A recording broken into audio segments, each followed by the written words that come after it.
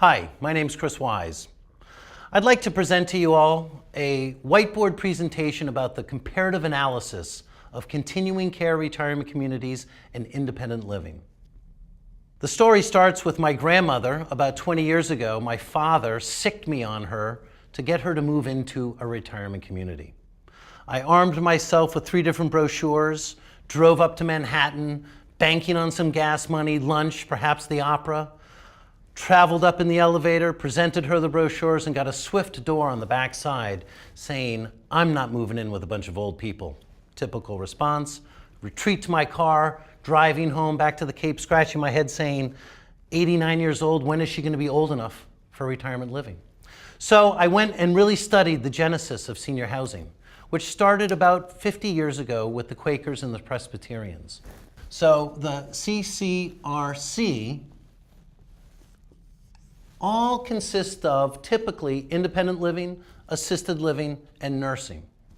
So a typical independent living has the heat, gas, electric, upkeep, maintenance, replacement, repair, all single metered so that the hassles of bill writing and everything are alleviated. The next component of the CCRC, I bracket with $signs because the owners, the developers, the bankers, the architects get together and build assisted living.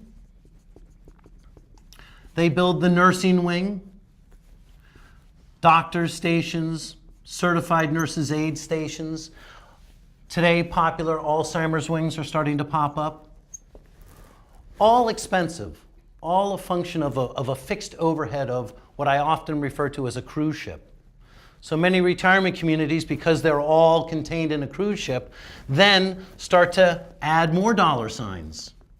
And they build the bank that comes in twice a week, make trade-off with the travel agent, the beauty parlor, the convenience store, all the components that make up a town square, shall we call it.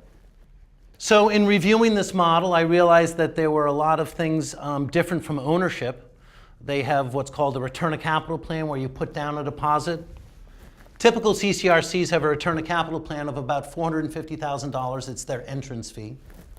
The monthly fee for independent living is around $2,500 a month.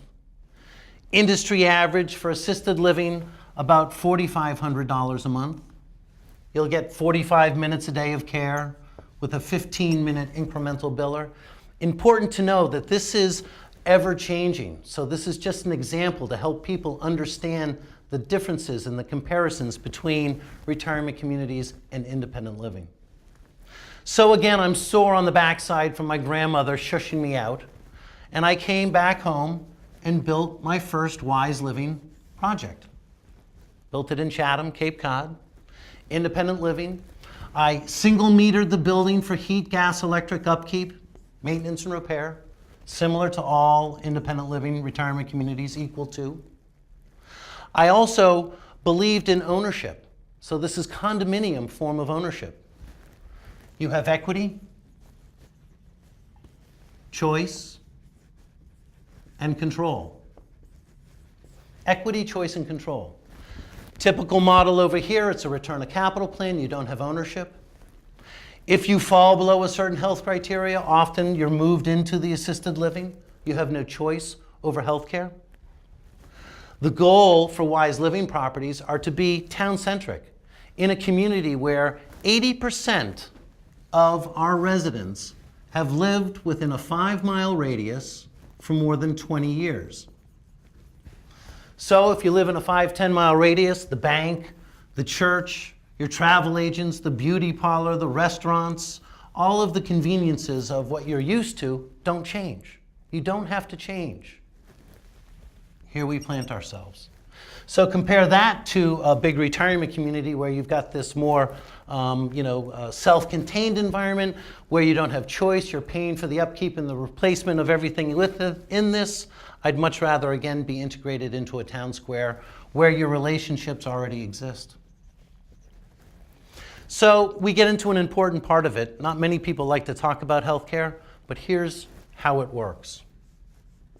When I built my first Wise Living, I built them with 5-foot turnaround radiuses in one bathroom, a 3-foot wide doorway, flush thresholds, elevator accessibility throughout the whole property, safe so that if you have health issues, home health care agencies can simply plug into your apartment home and deliver the services. Today, hospice is a home health care. You can get dialysis on wheels. Within the next 2 to 3 years, it's all reverting to home health care. So the model of home health care being delivered into an apartment complex, condominium ownership, 24-hour staff, concierge services to help you make these coordinations was the simple answer I had from my grandmother. 1994 and 1996. 1994 and 1996 were major turning points in senior housing. You all might remember in 94, assisted living became the craze. Everyone was building assisted living. They were popping up all over the place.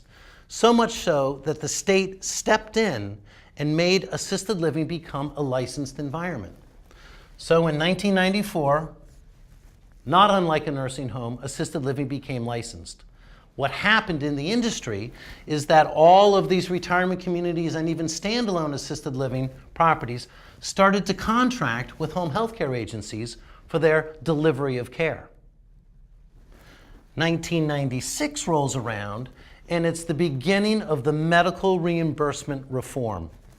A tongue twister, but to simplify it, for those who have eyeglasses, you might recall your ophthalmologist did your refraction, the puff puff in your eyes. Today, a technician.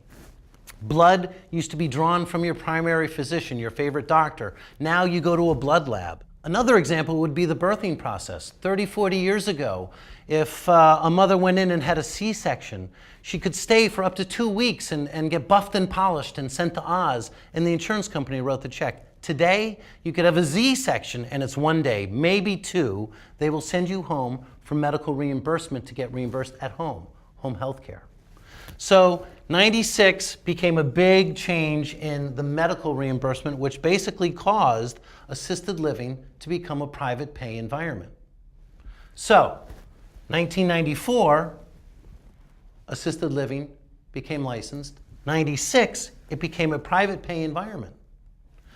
On Cape Cod, I had some competitors that used to poo-poo wise living and say, independent living, home health care, going into the apartment home, doesn't work. It's not the strength of the superstore of our continuing care retirement communities. One of my competitors, about 8 years ago, got rid of their assisted living, built more independent living units, and maintained relationships with home health care agencies that now plug into the apartment home, deliver the same care that you could get in assisted living, and now all of a sudden medical reimbursement is more applicable. Bigger example, you all have heard of Marriott hotels, not many haven't. Some of you may know that Marriott got very involved in senior housing. Well, who better, right? They've got the whole ability to service people. They've been in the business forever. What did they do? They got out of the entire industry 8 years ago, roughly. Why would Marriott get out of the industry? 2 reasons. 1, they could afford to. They had another machine that was working well. And 2, I believe that they started to recognize the pitfalls of medical reimbursement, giving people choice to stay in their environment that they'd wish to stay in, and they sold. They sold to Sunrise, SRZ. If there are any stock jocks out there, you might want to type in SRZ, go back to a 10-year look-see. You'll see that Sunrise bought the majority of Marriott's portfolio. At the time, their stock was trading at $34 a share. I believe 2.5 years ago, it went to 60 cents a share. The return of capital plan, there are 3 retirement communities in New England that have gone bankrupt in the last 4 years. What happens to a return of capital plan?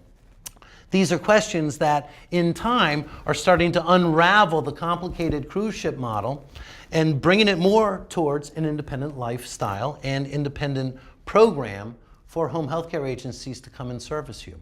Equity, choice, and control.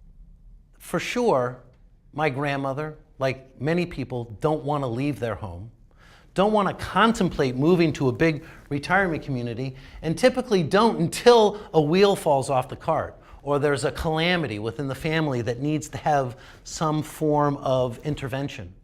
At that point, everyone gets together and mom and dad get moved to the big retirement community without understanding the complexity, the daunting complexity of how insurance is changing reimbursement and choice. So at Wise Living, it's a home. We have people that are starting to move into Wise Living at the age of 50, 60, 70. They're not contemplating it for health reasons. They want to advance their life. Many people do a straight condominium move and will find that they'll need to move again. Wise Living, you're buying into a condominium that has so many services that are a la carte. You pick and choose from evening meals, lunches, breakfasts. Never participate in all three. It's your choice and control. The expenses, again, to live at Wise Living cost less than living in an average home. Wise Living, it's 17 checks a year. 4 for the real estate taxes, 12 for your telephone, and 1 for contents insurance. Everything else is included in a monthly fee. That all in costs less than living at your home. Heat, gas, electric, upkeep, maintenance, replacement, repair or replacement of all of your appliances, and a concierge program that's there 24 hours a day. So should a daughter or a son call in and no one is around, someone can go and find if mom and dad are out and about, or maybe we'll go up and check on them in their apartment. Those worries are gone. It's about living. I introduced it to my grandmother 20 years ago and she did move in. And she lived there until she was 96 years old. 2.5 years ago, I moved my mother into Wise Living.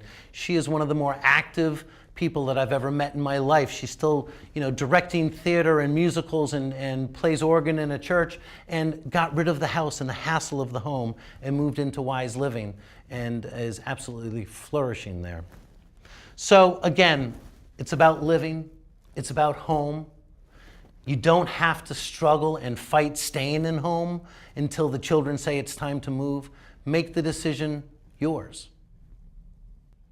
I encourage you to look at our website, wiseliving.com. There's a lot of ways to learn more. Feel free to join us for presentations or call us anytime. Thank you very much.